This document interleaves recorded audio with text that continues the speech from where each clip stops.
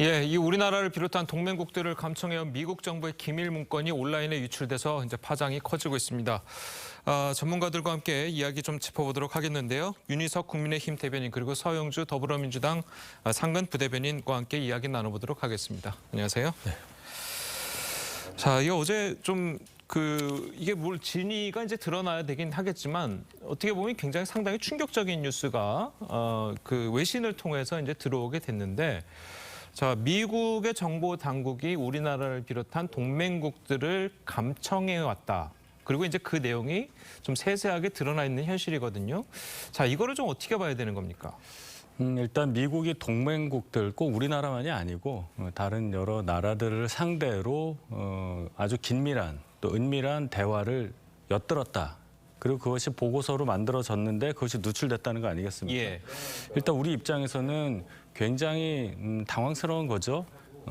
한미 동맹을 강조하는 이 시점에서 이런 사건이 일어났기 때문에 우리가 어떻게 입장 정리를 해야 되냐가 중요한데 일단 중요한 것은 다른 나라들과 또 우리가 같은 입장이기 때문에 어떻게 대응을 해야 되느냐 이게 중요하고 예. 또 과거에도 이러한 사례가 있었는지 그 점을 잘 봐서 전체적으로 좀 대응하는 것을 좀 신중하게 해야 될 필요가 있겠어요. 이게 다른 이슈가 아니라 안보와 관련된 이슈이기 때문에 지금 국내 정치적 이슈를 가지고 이것과 연계돼서 또 야당에서 공격을 할 것인데 지금 이 상황이 그런 상황이 아니기 때문에 과연 미국에서 어떤 의도를 갖고 일단 진위가 먼저겠지만 어떤 상황인지를 먼저 파악하는 것이 우선이라고 생각합니다. 예, 알겠습니다.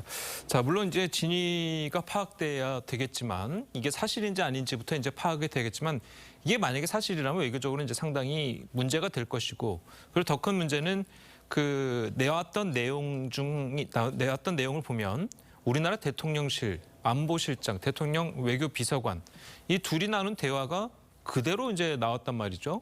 자, 이거는 상당히 우리나라 대통령실의 보안 문제라든지 이런 부분에서도 문제가 있다라고 좀 봐야 되는 거 아닌가요? 어떻습니까? 그러니까 누가 보더라도 두 가지 측면이 있죠. 첫 번째는 명백한 주권 침해다.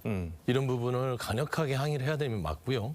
두 번째는 대형 보안 사고입니다. 예. 이건 보안 사고입니다. 대통령실 특히나 외교안보를 담당하는 전 안보실장과 전 외교비서관. 저는 대통령하고의 대화까지도 저는 솔직히 감청이 됐다고 추측이 가능합니다. 특히 이제 저는 이 부분에 대해서 대한민국의 한미 동맹이 중요하다 하더라도 주장할 건 주장해야죠.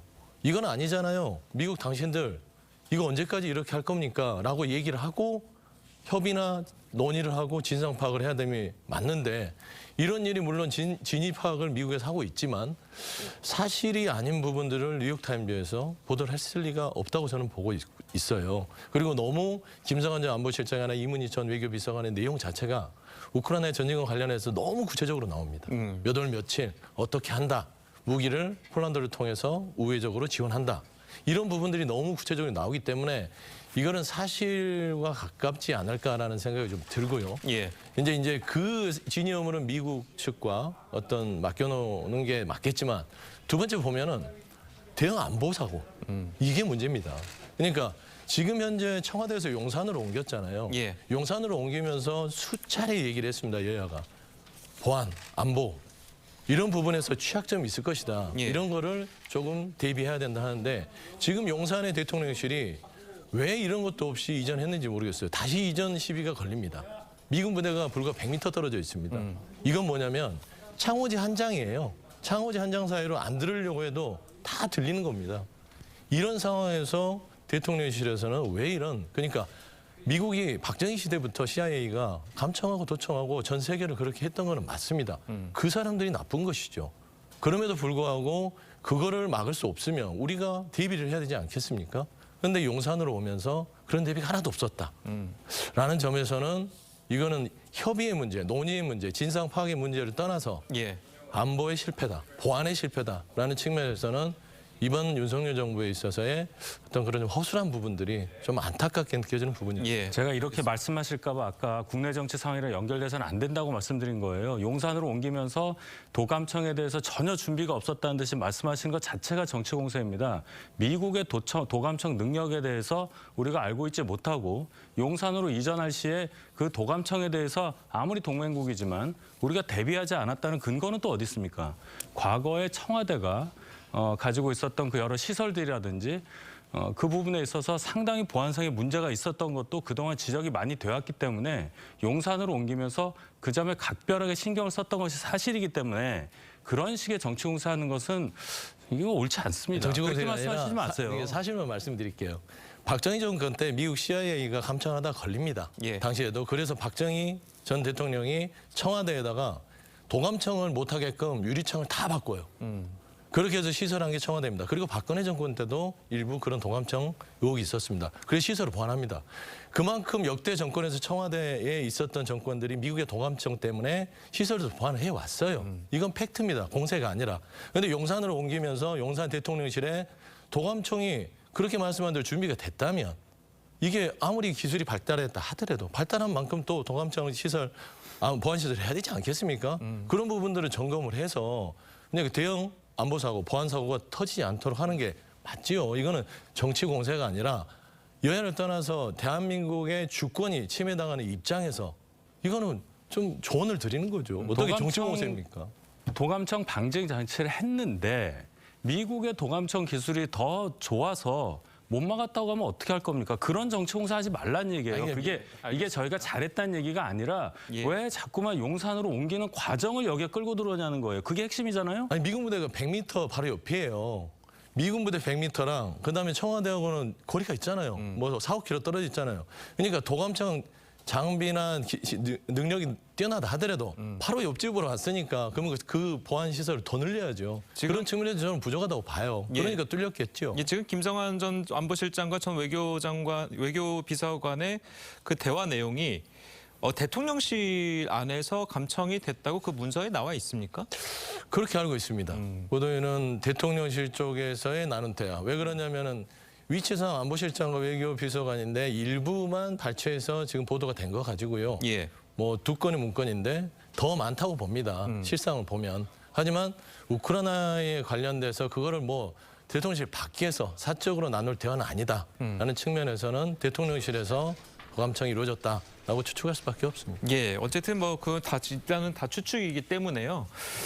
계속 미국의 조사 결과를 좀 봐야 될 것 같긴 한데 그래서 일각에서 나오는 얘기 중 하나가 이 러시아가 미국과 동맹국들의 사이를 좀 흔들어 놓기 위해서 이게 좀 조작하고 그렇게 유포를 시킨 것이다. 자, 이런 이야기도 좀 있거든요. 그럴 수도 있어요. 과거에 사례가 있죠. 2016년에 트럼프 전 대통령이 대선에서 힐러리 전 상원의원과 큰 격돌을 벌였을 때 예. 러시아 쪽에서 나온 문서들이 힐러리 전 상원의원의 대통령 당선을 막았다는 게 정설이고 러시아는 그런 식으로 정보를 흘리면서 미국 정치에 관여해 왔다.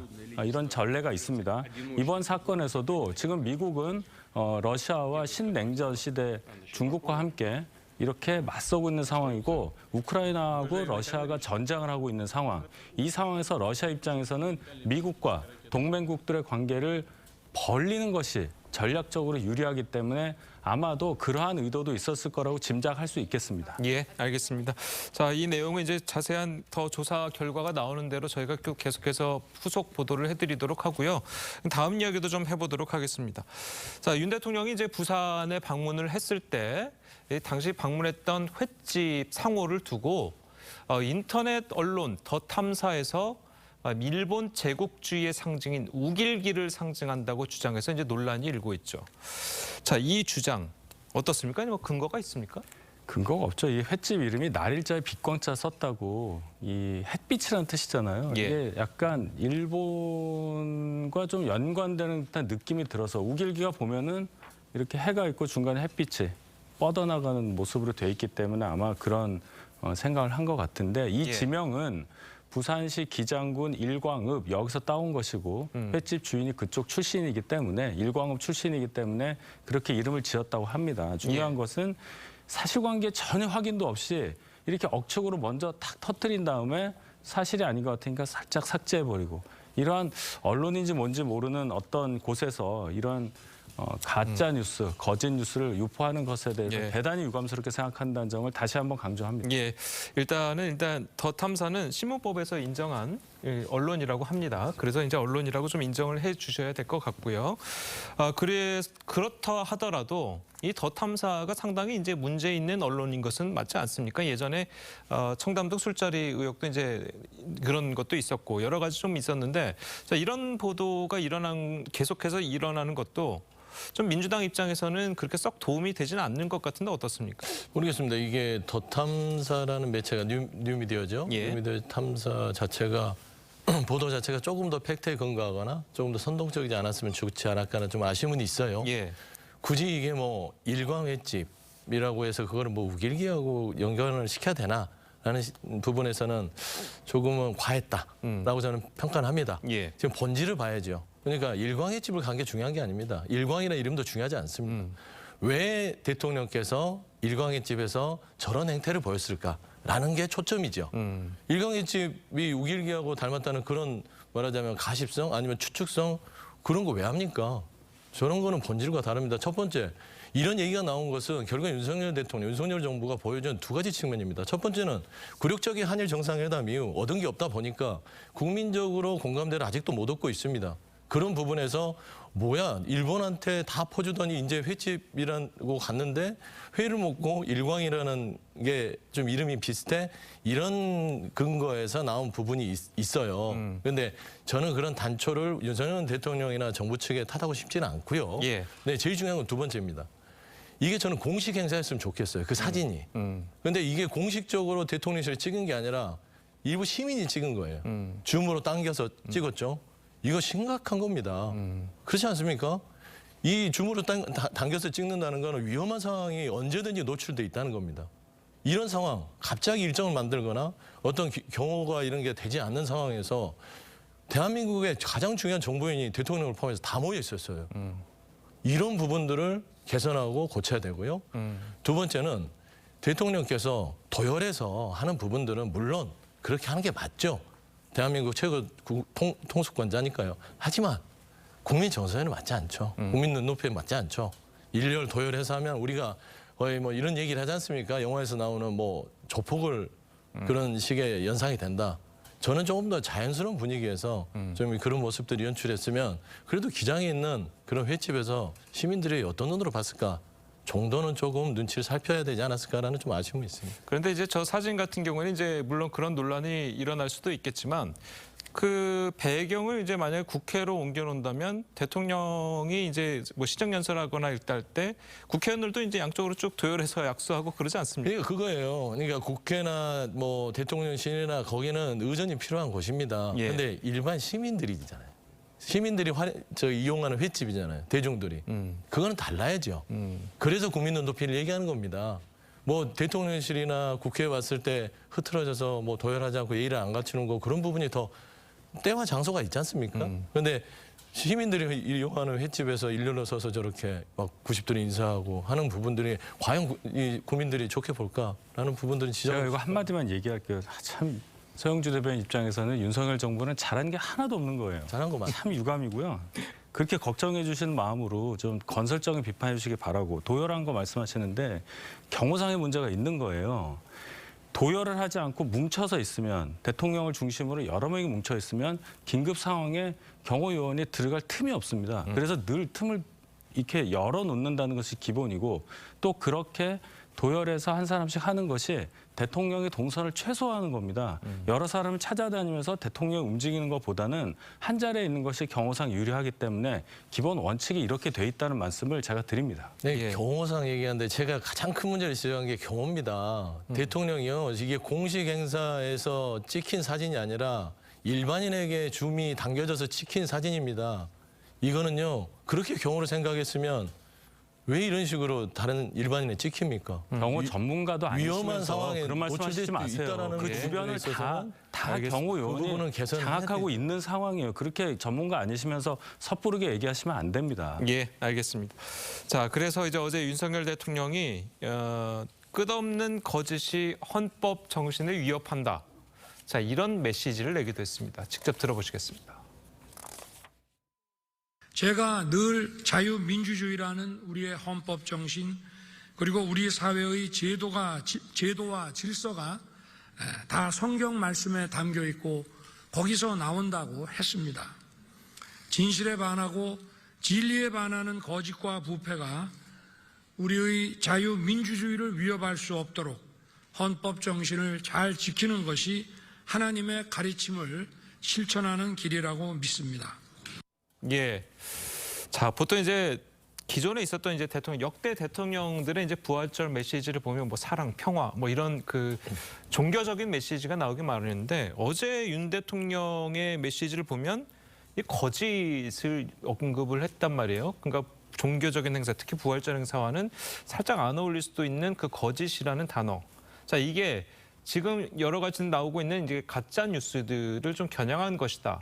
자, 이런 해석들이 나오고 있거든요. 네, 충분히 그런 해석이 가능하죠. 지금 윤 대통령 집권 이후에 또 집권 과정에서 치열한 대선전을 치르는 과정에서 너무나 사실과 다른 것들이 사실인 양 유포되면서 저희가 괴로움을 당했고 당사자인 윤 대통령 굉장히 괴로워했었습니다. 집권 이후에도 또 많은 일이 있지 않았습니까? 아까 말씀하신 언론이라고 우리가 정의할 수밖에 없는 그 매체에서 무슨 술자리 사건이라든지 이런 정말 얼토당토하는 얘기들로 국회에서까지도 얘기가 되고 또 해당 그 민주당 의원 대변인 지냈던 분은 사과까지 했는데 이런 것들이 반복되는 것 자체가 국익을 위해서 도대체 무슨 도움이 되고 국민들 입장에서 뭐가 남느냐 이 점을 부활절이지만 국민들께 다시 한번 강조하는 그런 메시지였다고 저도 해석하고 싶습니다. 예.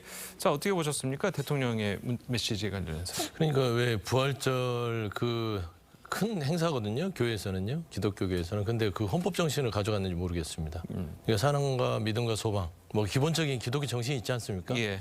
저는 뭐든지 다 헌법 정신으로 얘기하시는 것 같아요. 뭐 군인도 교육도 뭐 기술도 산업도 헌법 정신에 입각한다. 저는 무슨 헌법교를 창시한 줄 알았습니다. 어떻게 종교가 헌법 정신에 있어서 물론 비슷한 게 있겠죠. 헌법 정신에 기반한 하나님의 사랑을 실천한다. 저는 조금은 좀 엇박자가 나는 메시지였다고 보고요. 저는 헌법 정신 말하시는 거 좋습니다. 당연히 헌법 정신 준수하면 나름대로 자유민주주의의 근간이 되겠죠. 거기를 봤을 때 과연 윤석열 대통령께서는 헌법 정신을 잘 준수하고 계신가? 저는 국민들은 그 가짜 뉴스나 헌법 정신에 대해서 갸우뚱하신 분들도 많습니다. 뭐 바이든 날리면도 있고요. 그다음에 본인 스스로 본인에게 정말 좀 가혹하니 많지 헌법 정신을 준수하고 있는지 본인의 배우자인 김건희 여사에 대한 도이치모터 주가 조작 사건에 대한 수사들 이런 부분들에 대표적으로 봐도 헌법 정신은 선택적으로 헌법 정신이 되면 안 된다라는 측면에서는 본인 스스로 그거를 잘 다독인 다음에 다른 분들에게 얘기하는 게 맞고요. 그리고 그 부활절 교회에 가서는 헌법 정신을 운운한 거는 조금은 종교와 헌법 정신은 맞지 않다. 물과 기름 같다라는 좀 개인적인 생각을 가지고 있습니다. 예. 자, 그래서 지금 뭐 계속해서 이렇게 민주당에서도 이런 비판들이 나오고 있는데 지금 그렇게밖에 할 수 없다는 이유가 지금 그 사회에 많이 만연해 있는 이 가짜 뉴스가 지금 상당히 심각한 상황 아니겠습니까? 그래서 대통령뿐만이 아니고 이제 정부 여당에서도 이제 가짜 뉴스 이제 대응에 좀 나서야 될 것 같은데 좀 어떻습니까? 지금 상황에서는. 저희가 요새 TV를 보다 보면 공익 광고도 나와요. 예. 이 가짜 뉴스에 속지 말자. 굉장히 재밌게 패러디를 한 광고가 있는데 그만큼 이게 너무 많이 퍼져 있기 때문에 이런 공익 광고까지 나오는 겁니다. 예. 가짜 뉴스라는 것의 그 사실이 중요한 게 아니고요. 가짜 뉴스에서 얘기하는 그게 중요한 게 아니라 사람들이 진영 논리에 따라서 그것을 믿어버리는 게 중요한 거죠. 그리고 어떠한 설득도 통하지 않는다. 우리 사회가 그런 진영 논리에 갇혀서 양쪽으로 분열되는 것 누가 좋아하겠어요. 그래서 그것을 없애자. 그것을 없애는 방법 중에 하나는 여야가 가운데를 보고 가는 겁니다. 양쪽 생각만 보지 말고 국민들이 생각하는 공통된 생각을 향해 가야 되는데 방금도 말씀하신 게 윤 대통령이 교회 예배 가서 헌법 얘기했다고 또 비난을 하세요. 그러면 저희도 비난을 하는 겁니다. 뭐 헌법 교란 말씀까지 하시니까 그런 좋아하시면 또 듣는 사람 입장에서는 또 다른 게 나옵니다. 맨날 정치 탄압 얘기하시면 그럼 저 같아도 민주당에서는 정치 탄압교로 그럼 만든 겁니까? 이렇게 또 날선 비판이 나오는 겁니다. 제발 그러지 마시라 이런 말씀 다시 한번 드립니다. 예, 알겠습니다. 자, 다음 이야기도 좀 간단하게 해보도록 하겠습니다. 지난 대선 경선에서 맞붙었던 민주당 이재명 대표와 이낙연 전 대표가 13개월 만에 이낙연 전 대표 장인상 빈소에서 만남을 가졌습니다. 자, 그 당시 어떤 이야기들이 오갔는지 현장에 있었던 관계자들의 목소리 들어보겠습니다. 이재명 대표께서 대표가 특강한 내용을 요약해서 하면 내용이 참 좋으십니다. 당을 잘 이끌어 주십시오. 그렇게 이낙연 대표 얘기에 이재명 대표 그렇게 하겠습니다. 이재명 대표께서 이낙연 전 대표님 상가 조문을 하셨고 깊은 위로의 말씀을 전했습니다. 그리고 이낙연 대표님께서는 거기에 대해서 이렇게 조문 와주셔서 고맙다는 감사하다는 말씀을 하셨고요. 당내 현안 관련해서는 전혀 그런 얘기는 조문하는 자리이기 때문에 그런 얘기 없었습니다. 그런 뭐 정치적인 얘기로 할 만한 얘기는 전혀 없었습니다. 자, 뭐 대변인 지금 한민수 대변인도 이제 정치적인 이야기 할 만한 얘기는 전혀 없었다. 뭐 이렇게 이야기를 했는데 그래도 뭐 시점인 만큼 이 주변에서 보는 시선들은 조금 좀 예민한 것 같거든요. 어떻게 보십니까? 이거 보는 사람들이 그렇게 보는 것 같아요. 실상은 그렇지 않는데 이렇게 보고 싶어 이런 거거든요. 저도 저 현장에서 좀 있으면서 좀 꽤 오랜 시간 의원님들 그러니까 오고 가는 부분들 보고 이낙연 대표도 보고 다 봤는데요. 예. 현재 그 현장에 갔어서는요 그런 분위기가 하나도 없었습니다. 뭐 비명견에 뭐 친명견에 나눠져서 그런 건 하나도 없었고 오시는 의원들이 친명계 의원님들이 더 많이 오셨어요. 예. 그리고 지금 일부 언론에서는 이낙연 전 대표와 이재명 대표께서 무슨 별 얘기 없이 뭐 그냥 인사만 하고 갔다 왔는데 한 20분 이상 따로 환담을 나눴습니다. 내부적으로 얘기도 했고 여러 가지 뭐 덕담도 나누고 그동안 지냈던 시간들에 대해서 20분 정도면 상당히 긴 시간이라고 보고요. 두 분만 따로 이야기. 예, 따로 이야기를 했습니다. 다른 방. 그렇게 알고 있습니다. 예, 그렇게 했고 그러고 나서 이제 지금 다른 뭐 친명 비명으로 우리가 보는 그런 의원들께서 같이 한 자리에서 모여서 이런저런 얘기도 하고 했습니다. 그래서 이낙연 대표도 그 자리에 배석해서 또 같은 얘기를 또 오랫동안 하시는 모습들이 있었고요. 그래서 제가 봐서는 이재명 대표와 이낙연 전 대표가 이거는 서로 간에 분리해서 생각할 게 아니라 같은 민주당 의원이고 각자 경쟁을 했던 분들입니다. 결국엔 만나면 하나가 되는 거지 따로가 되는 게 아니거든요. 근데 이제 보는 사람들은 좀 재밌게 하려고 이낙연 전 대표가 장인상 때문에 오셨는데 이거 뭔가 조짐이 있는 거 아니야? 그거는 좀 전혀 사실과 다르고 만약에 돌아오신다 하더라도 결국에는 이재명 대표에게 어떤 도움이 되는 어떤 다른 스타일의 본인의 역할을 주는 역할을 하는 것이지 뺏는 역할은 하지 않을 것이다 라고 보는 것이 합리적일 것 같습니다. 예. 자, 이게 이제 민주당 내부의 이제 입장인 것 같고요. 물론 뭐 윤희석 대변인은 이제 상대당 이야기이기 때문에 뭐 언급하기가 조금 껄끄러우실 수도 있으시겠습니다만 그래도 이제 외부에서 보는 입장에서 봤을 때는 아까 이제 언급한 대로 이낙연 전 대표의 입국이 이제 비명계 의원들의 결집을 가져올 것이다. 자, 이런 해석들도 지금 나오고 있는 건 사실이거든요. 네, 충분히 가능한 해석이죠. 정치는 만남의 예술 그리고 타이밍의 예술이라고 생각합니다. 예. 장인의 상을 당해서 귀국을 할 수밖에 없었던 상황이긴 하지만 어쨌든 지금 이 순간 이낙연 대표는 서울에 있습니다. 예. 그렇게 되면 이낙연 대표를 따르고 있었던 많은 수의 민주당 현역 의원들을 비롯한 정치인들은 본인들이 추구하는 이념을 생각을 실현시키기 위한 그 지도자가 온 거 아니겠어요? 그렇게 되면 만나더라도 그냥 일상적인 얘기 하더라도 조문만 가더라도 의미가 다른 겁니다. 생각이 달라지고 본인들끼리 또 뭉치는 각도가 달라지고 강도가 달라지고 그렇기 때문에 이낙연 대표가 서울에 왔다는 것 자체가 큰 의미를 갖는다. 정치적으로는 대단히 큰 의미가 있다. 그리고 어차피 지난 6월에 출국해서 올해 6월 말이면 이제 완전히 귀국하는 걸로 알고 있습니다. 그런 상황까지 생각해 본다면 미리 한 2달 정도 먼저 이낙연 대표가 서울에 있다는 것 자체는 민주당 내부에 영향을 줄 수밖에 없다. 이렇게 봅니다. 예, 알겠습니다. 자, 오늘 두 분 말씀 여기까지 듣겠습니다. 잘 들었습니다. 고맙습니다.